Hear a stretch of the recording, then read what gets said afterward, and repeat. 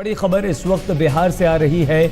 बिहार में आज नरेंद्र मोदी की बड़ी रैली है, लेकिन इंडियन मुजाहिदीन के निशाने पर यह रैली है। मुजफ्फरपुर में रैली से पहले एनआईए ने पूछताछ की है 3 लोगों से। अरवल में छापा मारा है, 3 लोगों को गिरफ्तार किया, 2 को बाद में छोड़ दिया गया, 1 से पूछताछ इस वक्त चल रही है। मोदी की रैली मुजफ्फरपुर में आज होनी है, लेकिन इससे पहले एनआईए ने ये छापेमारी की है। 3 संदिग्ध व्यक्तियों को हिरासत में लिया गया, 2 को तो हालांकि छोड़ दिया गया है। फिलहाल तीसरे से अभी पूछताछ चल रही है।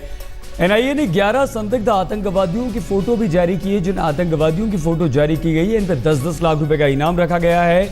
और बिहार में होने वाली मोदी की तीनों रैलियों पर किस तरह से आतंकी हमले का खतरा था, ये बात सामने आ पाई है, क्योंकि आईएम यानी कि इंडियन मुजाहिदीन का एक नया कमांडर मोनू बिहार के समस्तीपुर का रहने वाला है। मुजफ्फरपुर में आज होने वाली रैली के बाद मोदी पूर्णिया और गया में भी रैली करेंगे। सीधे अरविंद ओझा हमारे संवाददाता के पास आपको लिए चलते हैं। अरविंद, ये जो खतरा है इसे टाल दिया गया है, किस तरह से ये बात पता चली और क्या कुछ अलर्ट जारी किया गया है नरेंद्र मोदी की इस रैली के लिए? कौन वो आतंकवादी हैं इंडियन मुजाहिदीन के जो इस रैली में गड़बड़ पैदा करना चाहते थे? अरविंद जी देखिए सईद, जो मुजफ्फरपुर में रैली होने वाली है नरेंद्र मोदी की, वो इंडियन मुजाहिदीन के निशाने पर है। ये अलर्ट पहले से ही बिहार पुलिस को दिया जा चुका है, लेकिन अब जो हमारे सूत्र बता रहे हैं कि नरेंद्र मोदी की जो तीनों रैलियां होने वाली है मुजफ्फरपुर में, गया में और पूर्णिया में, वो इंडियन मुजाहिदीन के निशाने पर है। और ये बात और पुख्ता होती है जिस तरीके से पटना में के गांधी मैदान में जब नरेंद्र मोदी ने रैली की थी, उस दौरान 28 बम वो वहां पर प्लांट किए गए थे। मास्टरमाइंड था तहसीन एलियस मोनू, और वो एक बड़ा खतरा, जांच एजेंसी उसको एक बड़ा खतरा मान रही है, क्योंकि जिस तरीके से यासीन भटकल की गिरफ्तारी हुई जो इंडियन मुजाहिदीन का कमांडर था, उसके बाद से ही लगातार तहसीन मोनू की तलाश की जा रही है। बिल्कुल अरविंद ओझा हमारे संवाददाता जानकारी दे रहे थे। तो मुजफ्फरपुर में ये रैली होने वाली है जो इंडियन मुजाहिदीन के आतंकवादियों के निशाने पर है। कुमार अभिषेक हमारे संवाददाता ने वहां का जायजा लिया। मोदी की पटना रैली में हुए ब्लास्ट के बाद इस बार मुजफ्फरपुर में प्रशासन ने काफी पुख्ता इंतजाम कर रखे हैं। इस वक्त हम मुजफ्फरपुर का जो रैली ग्राउंड है उसके बाहर है, और आप देख सकते हैं कि किस तरीके से इस बार इंतजाम किए गए हैं। पिछली बार पटना में कोई मेटल डिटेक्टर दरवाजा नहीं लगाया गया था जो आम लोगों को रैली में जाना था, लेकिन इस बार जो एंट्री पॉइंट है तकरीबन चारों तरफ से सील किया हुआ है। आप देख सकते हैं चप्पे चप्पे पर तैनात है सुरक्षाकर्मी, एक एक शख्स को इस मेटल डिटेक्टर से गुजर कर ही जाना है। साथ साथ जो सुरक्षा के इंतजाम है वो इतने व्यापक हैं कि परिंदा भी पर ना मार पाए, ऐसी तैयारी इस बार प्रशासन ने की है। शहर के बाहर इस ग्राउंड को बनाया गया है ताकि लोगों को आने जाने में असुविधा ना हो, लेकिन लगातार इस बार नजर उस पर रखी जा रही है कि कहीं से कोई चूक ना हो जाए। 2 दिन पहले कई संदिग्धों को अलग अलग जगहों से हिरासत में लिया गया है। अरवल में एक शख्स को हिरासत में लिया गया, उससे पूछताछ चल रही है। इस बार कोशिश है कि किसी भी तरीके से कोई चूक कम से कम सुरक्षा मामले में ना हो। कैमरामैन नदीम आलम के साथ कुमार अभिषेक, मुजफ्फरपुर आज तक। तो यही वो जगह है जहां से जानकारी दे रहे थे कुमार अभिषेक। मुजफ्फरपुर में ही ये रैली होनी है। पटना रैली में धमाके हुए थे सिलसिलेवार, उसके बाद ये नरेंद्र मोदी की रैली है।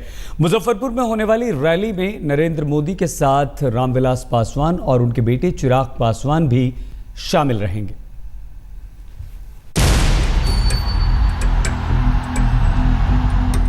ये तस्वीर ना आप भूले होंगे ना बीजेपी के पीएम उम्मीदवार नरेंद्र मोदी। 27 अक्टूबर 2013 की ये तस्वीर पटना के गांधी मैदान की है। नरेंद्र मोदी जिंदाबाद।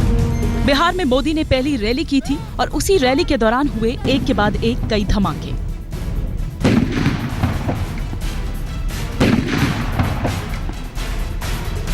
मोदी की रैली को लेकर की गई खौफनाक साजिश में 6 लोग मारे गए।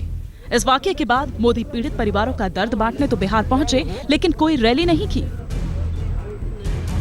पिछले 4 महीनों में मोदी ने देश के कोने कोने में घूमकर रैलियां की। बीजेपी के कमल को जन जन तक पहुंचाने की कोशिश की, लेकिन बिहार नहीं पहुंचे। साथ दो, मैं तुम्हें सुराज्य दूंगा।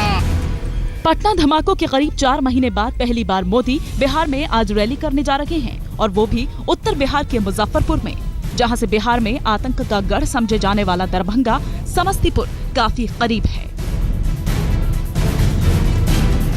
खास बात यह भी है कि बिहार के मुजफ्फरपुर की रैली में पहली बार मोदी लोक जनशक्ति पार्टी के नेताओं के साथ मंच भी साझा करेंगे। खुद बीजेपी अध्यक्ष राजनाथ सिंह मीडिया को ये जानकारी दे चुके हैं कि आज के मुजफ्फरपुर की रैली में लोक जनशक्ति पार्टी अध्यक्ष रामविलास पासवान मोदी के साथ मंच पर मौजूद होंगे।